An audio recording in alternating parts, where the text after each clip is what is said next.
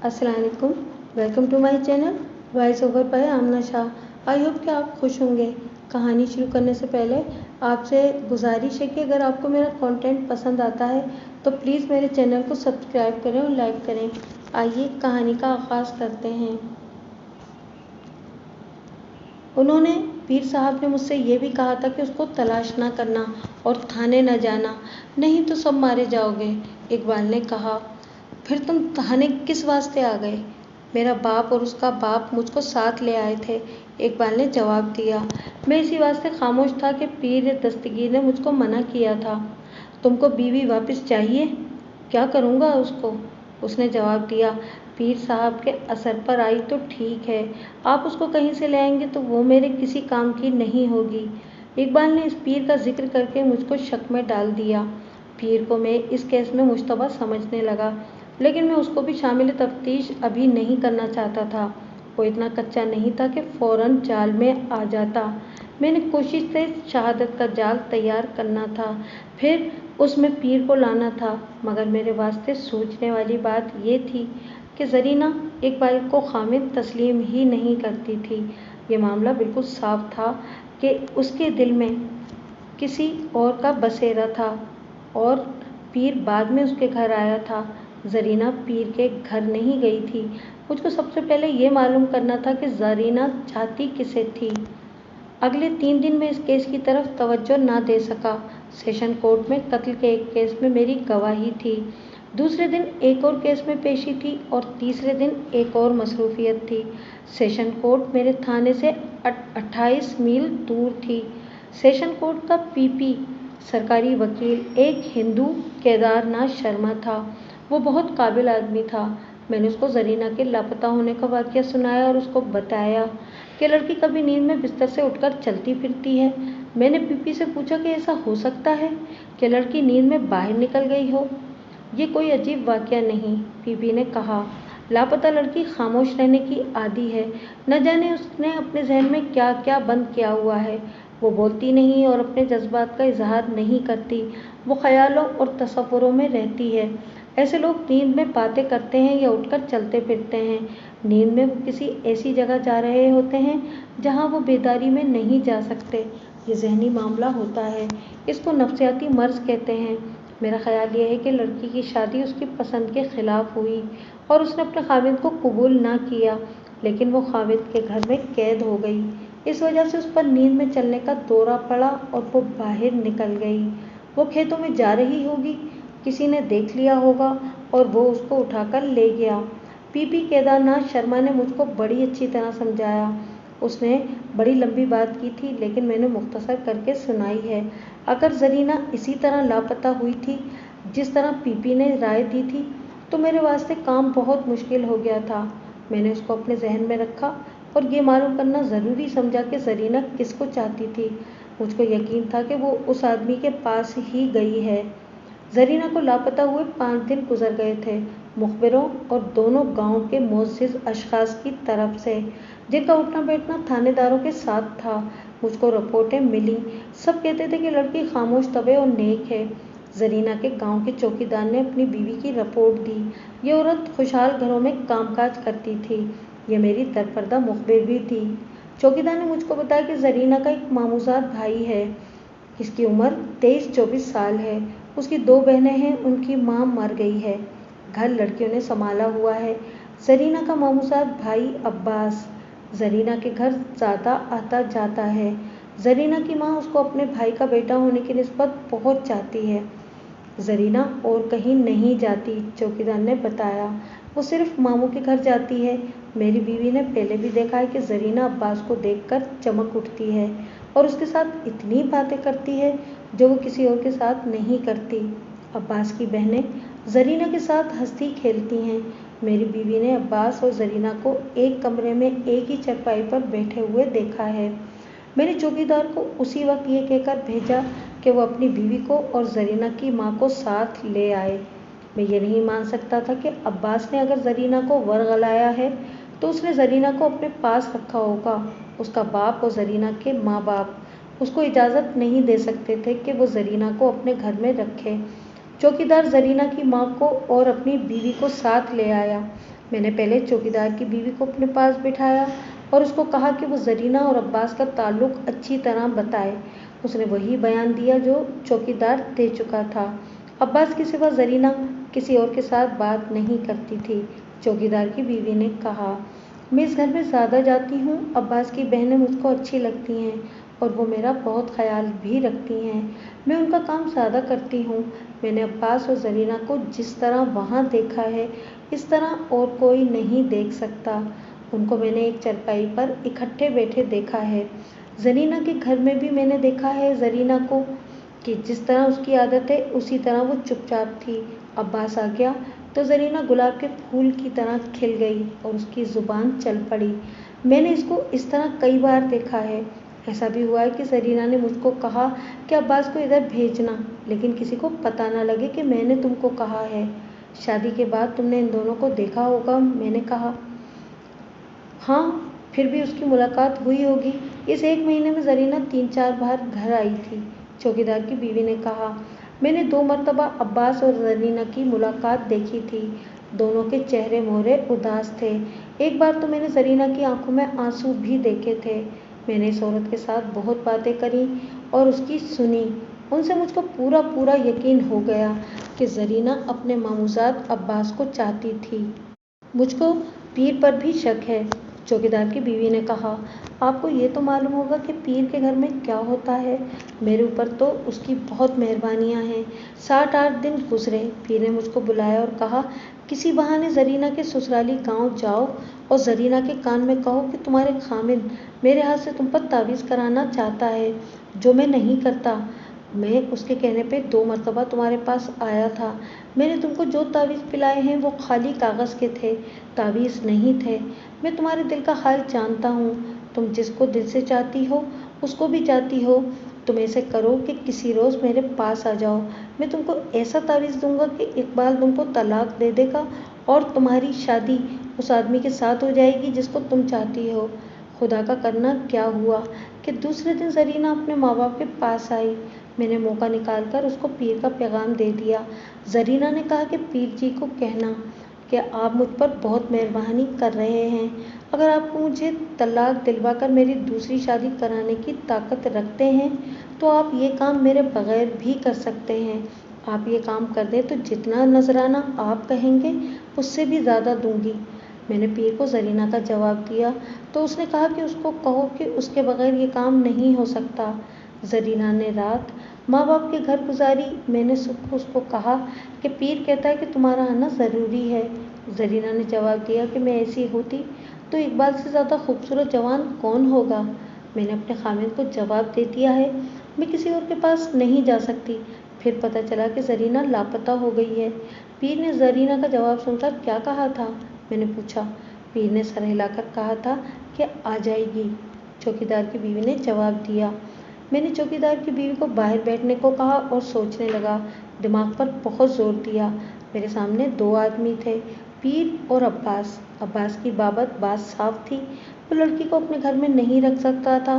میں نے چوکیدار کو اندر بلا کر کہا کہ وہ عباس کے گھر پر دن رات نظر رکھے، وہ جدھر جائے اس کو دیکھے۔ اگر آدھی رات کے وقت یا اس کے بعد بھی کوئی ایسی گڑبڑ دیکھے جو مجھ کو بتانی ضروری ہو تو مجھ کو آ کر جگا لے۔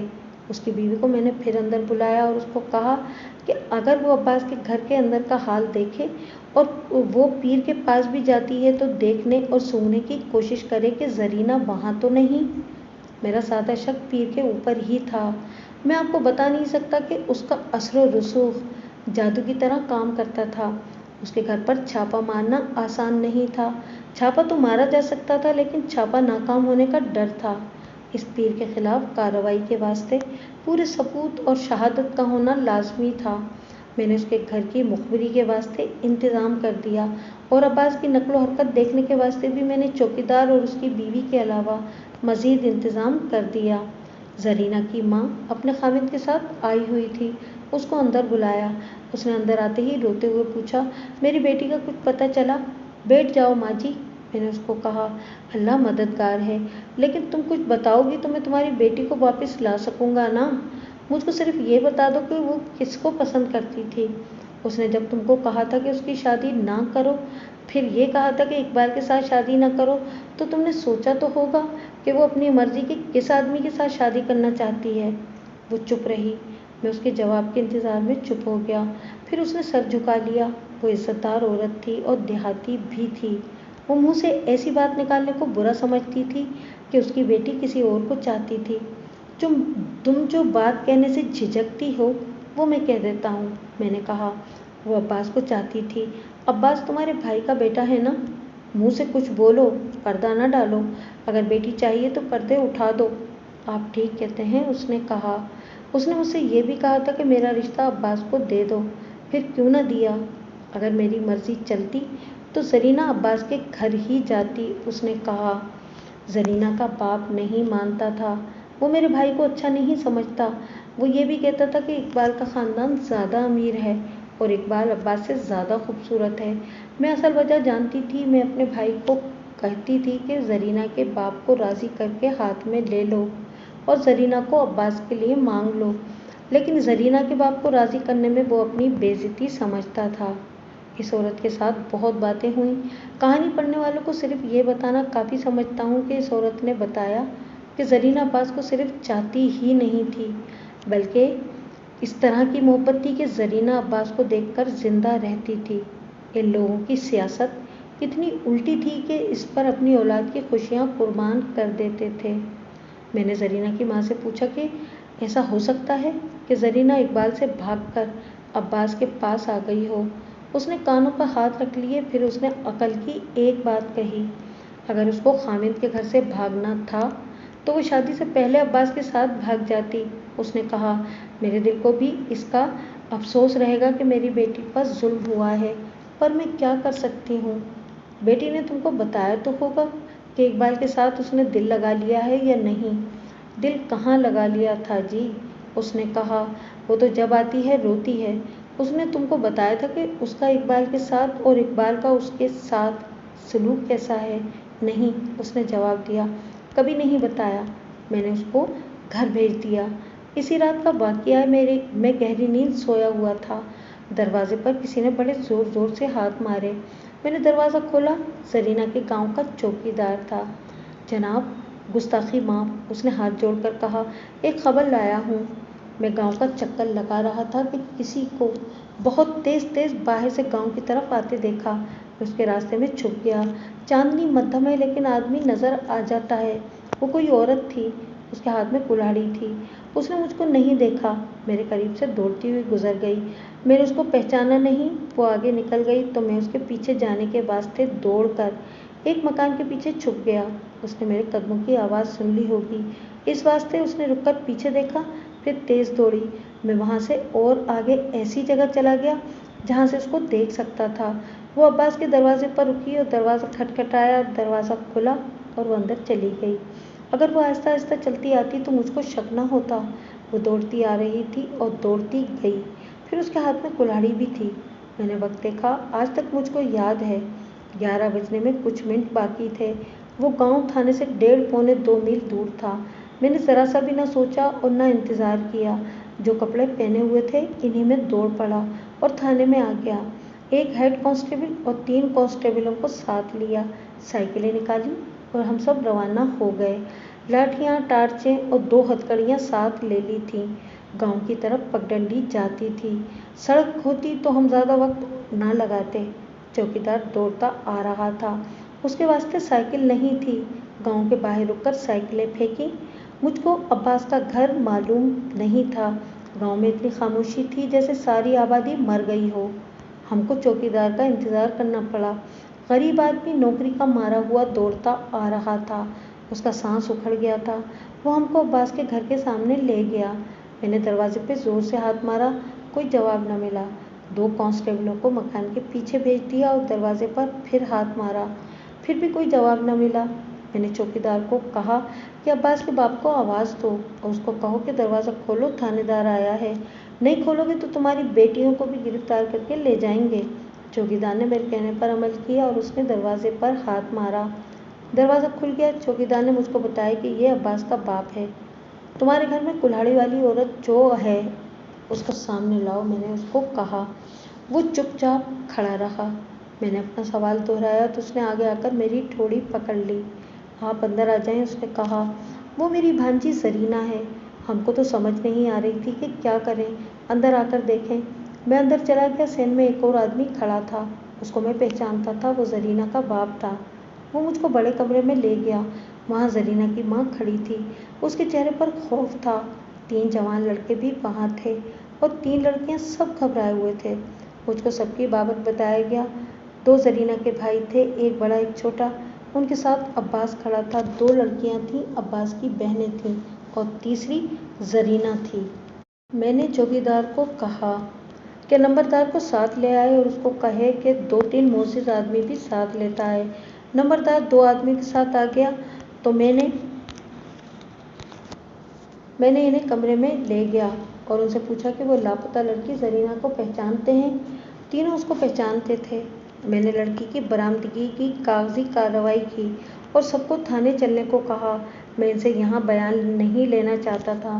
میں نے جب چوکیدار کو بھیجا تھا کہ وہ نمبردار کو بلا لائے، اسی وقت نمبردار نے میں نے زرینہ سے کچھ باتیں بھی پوچھی تھیں نمبردار کے آنے تک، لیکن وہ اتنی زیادہ گھبراہٹ میں تھی کہ اس نے میرے منہ کی طرف دیکھتے رہنے کے سوا کوئی جواب نہیں دیا تھا۔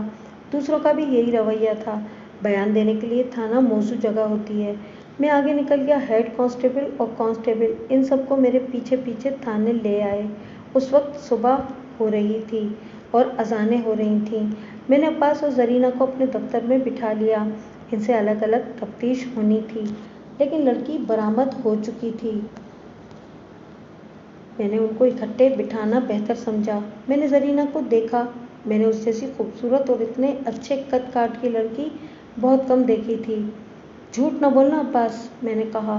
تم نے ڈاکہ نہیں ڈالا، چوری نہیں کی، تم نے جواں مردوں والا کام کیا ہے۔ اب ڈرو نہیں۔ تم نے جو کچھ کیا ہے وہ محبت کے پیچھے کیا ہے۔ اگر زرینہ شادی شدہ نہ ہوتی تو پھر اس کو گھر سے بھگا لینا جرم نہیں تھا۔ میں اس کا بیان لکھ لیتا کہ یہ بالغ ہے اور اپنی مرضی سے گئی ہے، لیکن یہ کسی کی بیوی ہے۔ کسی کی بیوی کو ورغلا کر یا اٹھا کر اپنے ساتھ لے جانا جرم ہے۔ اس کے سسرال والے اچھے لوگ ہیں، انہوں نے کہا ہے کہ زیور اور پیسہ نہیں گیا، صرف لڑکی گئی ہے۔ مجھ کو اس نے اغوا نہیں کیا، زرینہ نے کہا، میں خود گئی تھی۔ پھر بھی یہ جرم ہے، میں نے کہا۔ تم اس کے گھر سے برآمد ہوئی ہو، میں آپ کے آنے سے ذرا ہی پہلے اس کے پاس آئی ہوں، زرینہ نے کہا۔ اتنے دن کہاں رہیں؟ وہ سوچ میں پڑ گئی۔